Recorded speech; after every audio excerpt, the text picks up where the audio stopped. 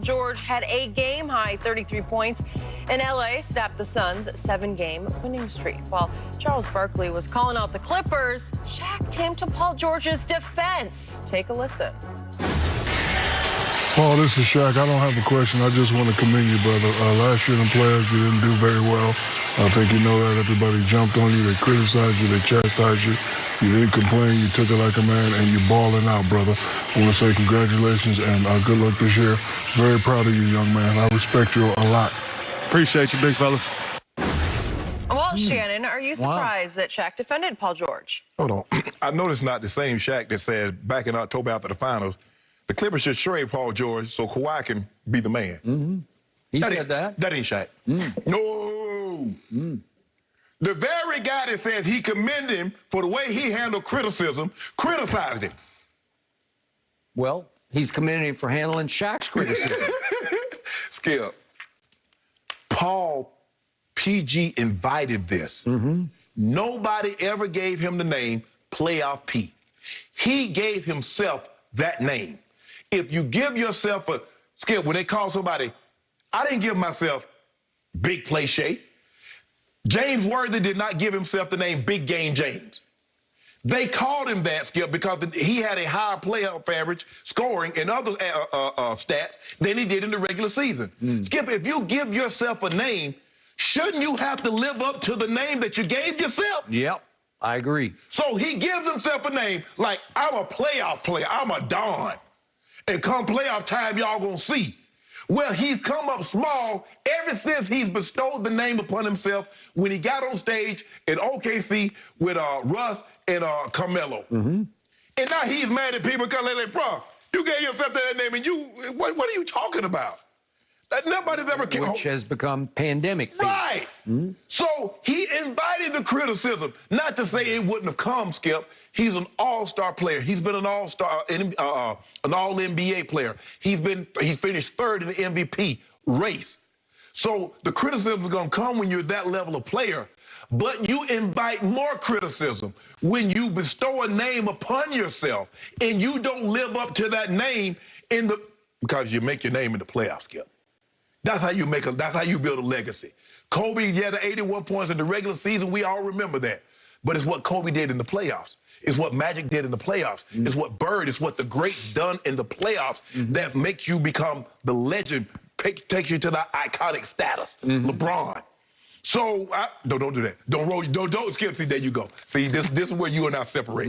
We were doing good. We were doing really good this morning. I was hanging on every word until that one.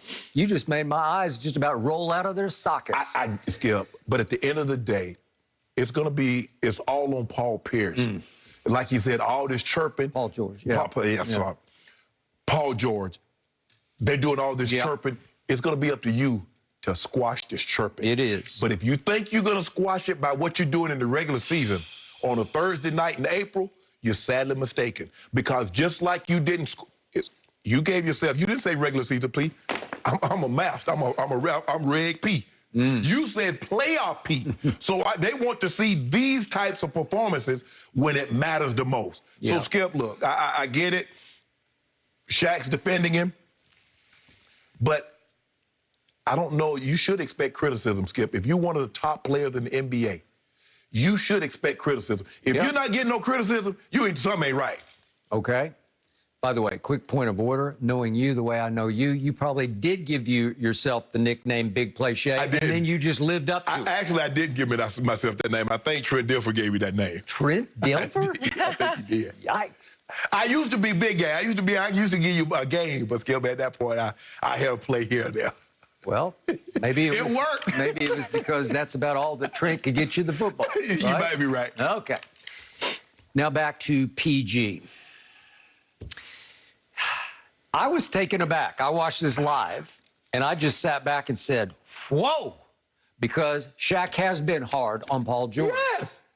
Playoff P. Right. And you're right about everything you said about him, but I felt like Shaq was calling himself out and just flat out said, I don't even have a question for you. I just want to tell you this sort of quote unquote to your face, live interview. And I want you to hear what I'm saying. Shaq's a tough guy. And I don't think anybody ever would disagree. No. He's a tough guy. Right. And he spoke the other day about the four, older players, players from the past that he would take into the octagon with him. And they're all the Charles Oakley caliber players. X-Man. X-Man, Xavier McCain. We don't have those guys. No. It made me think, because we were even thinking about doing a topic about it.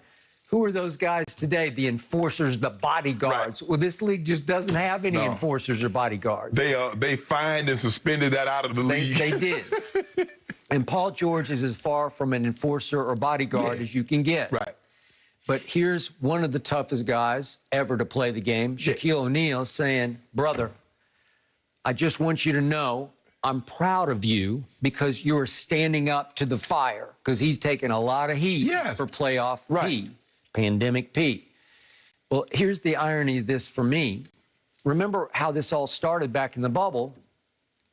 Paul George said he was having psychological problems in the bubble because he was just crumbling under the captivity of it. He just couldn't take the confinement on a daily basis to the point that he was depressed and needed counseling. Right. And usually the internet, if a prominent athlete says and declares publicly, volunteers the fact that I needed counseling and I got it, the internet usually applauds, except in the case of this man in the bubble. Not with athletes. No. Well, I don't know. I mean, we've gone through this with others. Look, they might say, listen, let me tell you how this thing works, Skip. I know what guys are going to say publicly, but privately they're saying he's weak. Bingo. And that's how they're approaching him. And you see the way they come at him in the games. Bingo. That's how they think about him. Okay, I agree. And now he's having to take it right between the eyes every single night. And the primary perpetrator of that has been 2 games against the Suns because Devin Booker has led the charge. Yes. He is all over him.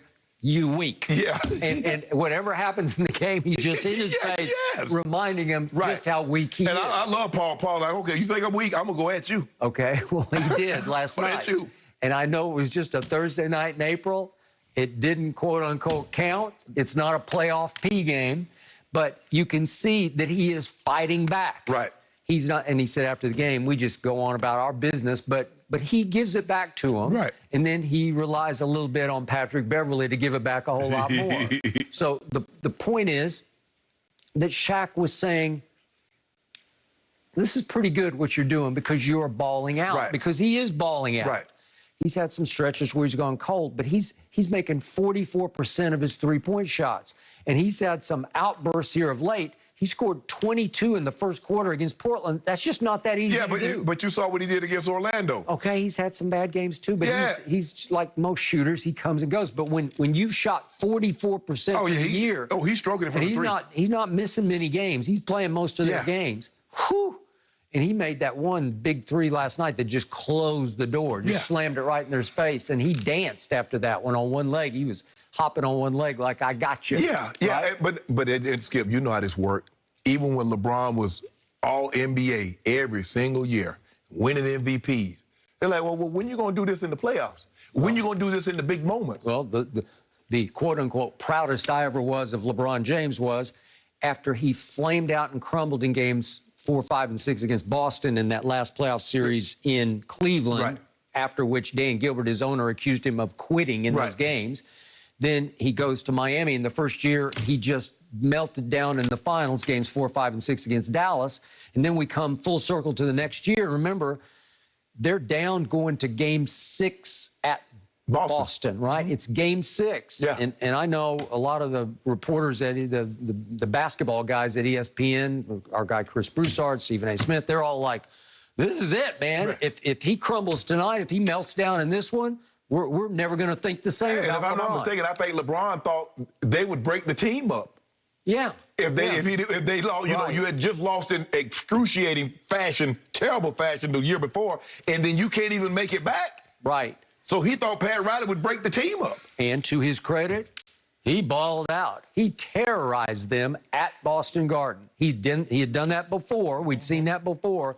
But this was make it or break it, right? And he did it. And then it sent them home for a game 7. And he dominated again with some help from Dwayne. But again, that's rising and shining when you are under the most heat. And so now that's how he became, that's how the legend.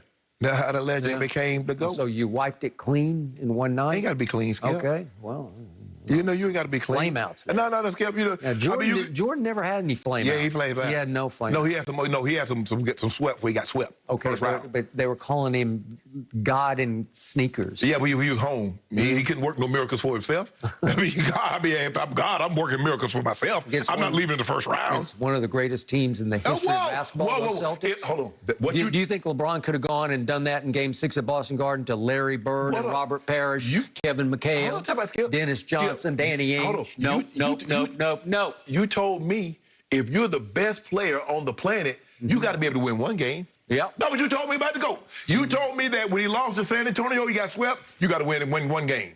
You told me when he got swept by Golden State, you got to win one game. Okay, but wait a second. You dismiss those Spurs as just pure broccoli, and you don't eat broccoli. I don't eat broccoli, Skip. Okay. They are boring to watch. That doesn't mean it's not. See, I don't really like broccoli, but that doesn't mean it's not good for you. It's just not good to me. I ain't saying it wasn't good for me. Boring.